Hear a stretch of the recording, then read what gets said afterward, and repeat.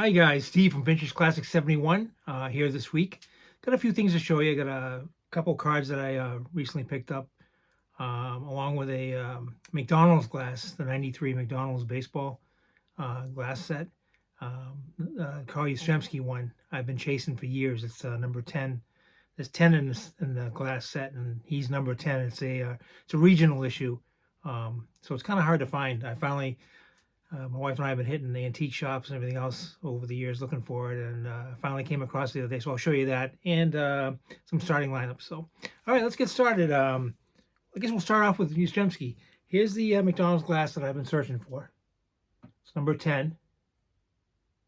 Like I said, it's issued in '93 by McDonald's. There's his stats and the McDonald's logo. What they did was they had a Topps card for each player that's in the set.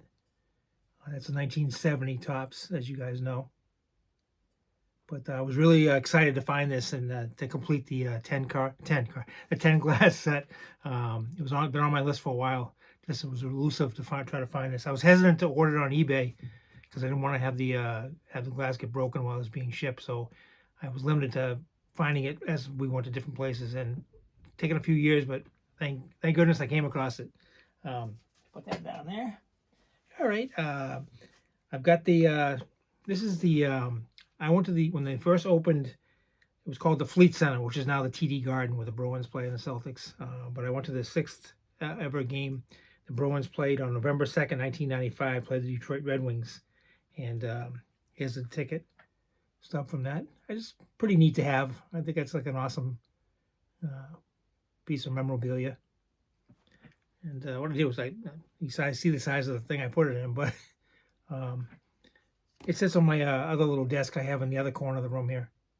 So I have that to show. Then I got this. It's a unique baseball. It's a limited edition, unforgettable ball. It's called Vintage Series. It's Fenway Park, and it's different things painted on it. Ballpark scenes, the Green Monster.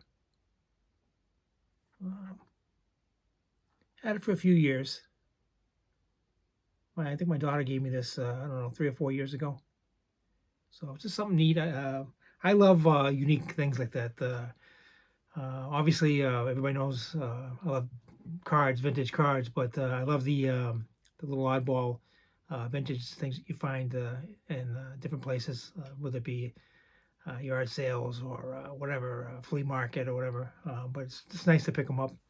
All right, let's see. I'll show you. This is a 2009-2010 O-Pee-Chee Premier. It's numbered to 25, and it's number 20 of 25. It's a Phil Esposito autograph card.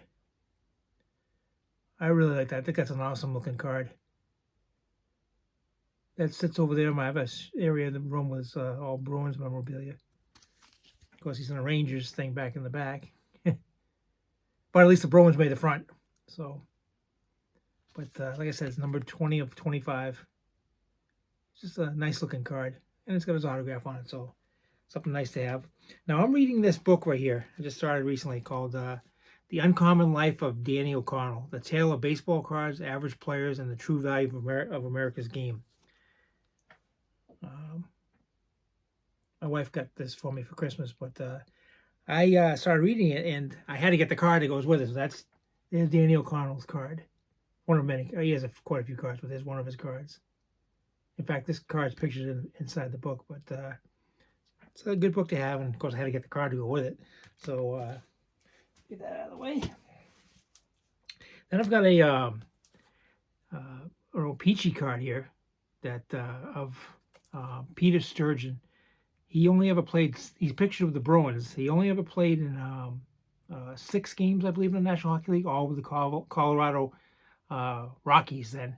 And yeah, here he is in a Bruins uniform. So I add that to my Bruins collection. I'm always on the lookout for Bruins cards. Anybody wearing the Bruins uniform. And I didn't know much about him. I had to actually do a little research on him. Like I said, he never played for the Bruins. Never played in a National Hockey League game. And it's Peter Sturgeon. Next is a guy who did play for the Bruins. In fact, he won a couple cups. Solid defenseman, Gary Doak. And this is what is this? I believe this is a 6970 of Doak. Boston Bruins defenseman, notorious for blocking shots. The funny thing is, he didn't even have a helmet back then.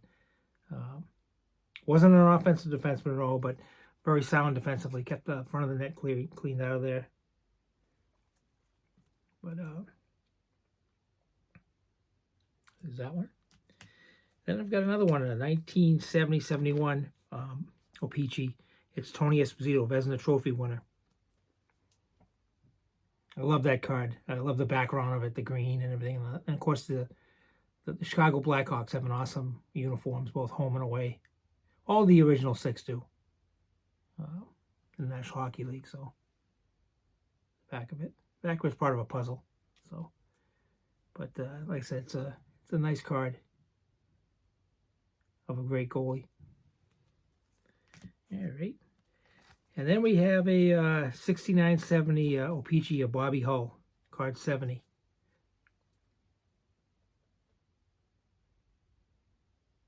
The Golden Jet. Boy, he had a heavy shot. Here's the back of it. I actually got it from Dean's Cards. It came in this past week, and I haven't switched the top load. I mean the soft sleeve yet. So this is actually on the soft sleeve inside. But if you guys haven't ordered from Dean's Cards, I get some pretty good deals from them. You can find them on eBay or online, or whatever. But that's a nice Bobby Hull from 6970. One more look at the front. All right. Then we got another card that's from the 68-69 set. Gary Eman. He's from the Oakland Seals before they switched to the California Golden Seals. They're more known for the yellow and green, jerseys. The yellow and the green one separate, and they wore white skates for a while. If you guys remember that, so this is built back a little bit further when they wore white. But I love the card anyway. I just love a lot of the vintage hockey cards, the poses and stuff like that. So although this is just considered a common, to me, it's I just love it. But all right, that's those. Let's see, what else can I show you? I don't know if I showed this last time, but I got this in the other day. 74 Steve Garvey. Believe it or not, I did not have that card. So I picked this up for, I want to say like $3, $2-3. Nice looking card, well centered, and of course the infamous action shot. As you guys know, I love the action shots on cards. So, all right. Let me see. All right, let's start some of the starting lineups. I'm going to start with the first one is Mark McGuire. It's 2000. Of course, he's celebrating him. Let's see, is this, what year is this? It's got to be 2000. Yeah, it's got the year that he hit 70 home runs. Nice figure. I love the starting lineups. I have about 100 of these that are still in their containers, never been opened. Then on a shelf, I got a shelf over there. I've got another probably 75 or 80 of them that are open and they're displayed. But I just like the way they look. I know the McFarlane ones came out later, and I have some of them too. More detailed and bigger, and maybe some people would say better. But I just love the starting lineups. There's something about them that I like a lot. Here's the back of it. I keep these in Ziploc bags inside of a file cabinet, so I took them out so you can see them better. All right, that's that one. Next up, this is for Jim 5714, the Nolan Ryan collector. If you guys haven't watched any of his videos, by all means go to that, check him out. It's Jim 5714, and he's got some awesome Nolan Ryan stuff, along with other things also. But I just happened to come across this, so I got to show it to. It's a Nolan Ryan, and it's from 1997. The back. It's the 10th year 1997 edition. So just a nice figure. Of course, Nolan Ryan is one of the greats of all time. All right. Then we have from, I believe this is 89. Yeah, 1989, Roger Clemens. I have to keep peeking around to see if I'm centering it so you guys can see it. The back of it has a checklist, has all the ones that were available that year in that set. But this is an '89 Clemens. All right. Then we have a 1994 Jerry Rice, wide receiver for the 49ers, Hall of Famer, probably the greatest wide receiver of all time. It's a beautiful figure. He's on a stand catching the ball. If you took him out and displayed him, you could put his helmet on. But again, I left him in the package. Cost $8 back at the KB Toys when I bought these. And there's the back. Displays some of the figures that are in that set. If you guys have some starting lamps, I'd love to see. If you make videos, I would love to see some of what you have. So I don't know if you call that. What some people say. I'm challenging other people who make videos to show some starting lamps that they have in their collection. But I just like to see what people have. I love watching people's collections, no matter what it is. To be honest with you. This is a nice one. This is a 1991 Ricky Henderson, recently passed away, Hall of Famer. It's got the coin, and of course it's got Ricky looking like he's ready to take off, steal a base. Here's the back of it. Checklist again. It's just like I said. I just love. I know the figures maybe not the most detailed, the faces and everything, but it's just the. To me, they're just great. I mean, I love the way they look and stuff, and they hold a special place for me. I know that the value has dropped a lot on them, but again, it's not about the values. It's just loving the figures. So I don't want to rant too much on you there. A couple more to show you. I've got it's a '94 Steve Carlton. It's an extended series edition. Hall of Famer Steve Carlton, the great lefty.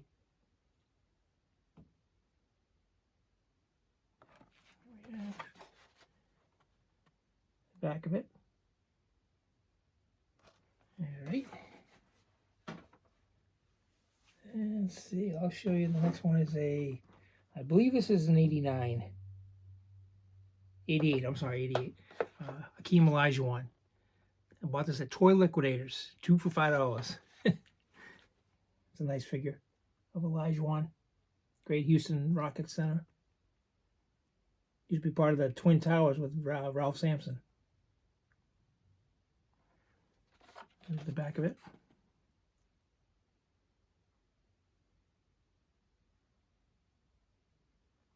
I've got some more. I got some on display in here. I keep saying I've got to make a video of my room, going around it, so you guys can kind of see. I'm always telling you what I have over here or over there or behind me or whatever. But I will do a video coming up pretty soon, showing you different things. But that's Hakeem Olajuwon. All right, and the last one I have for you today is Chicago Bears Hall of Famer and great coach Mike Ditka, part of the Legends collection. And this is from, what year is this? 1989. Great Chicago Bear, Dallas Cowboys. Part of that collection was John Havlicek, which I have opened over there. Mean Joe Green, Wilt Chamberlain, I also have him on there. Gale Sayers, he's over there. Oscar Robertson, Johnny Unitas, and Julius Erving. But on the back here, their pictures. Just a great set. All right. I think that's about all I have. Oh, I have one more thing. Another book that I'm always finding these books. It's like a library. It's called the Collecting the Top 100 Topps Baseball Cards, Baseball Card Legends from the 1950s to the 1990s by Richard Scott. It's a smaller book.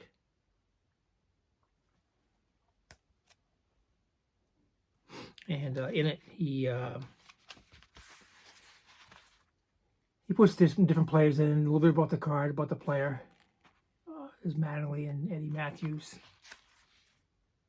But it's just a really nice book if you're into, collecting cards from that era, vintage cards.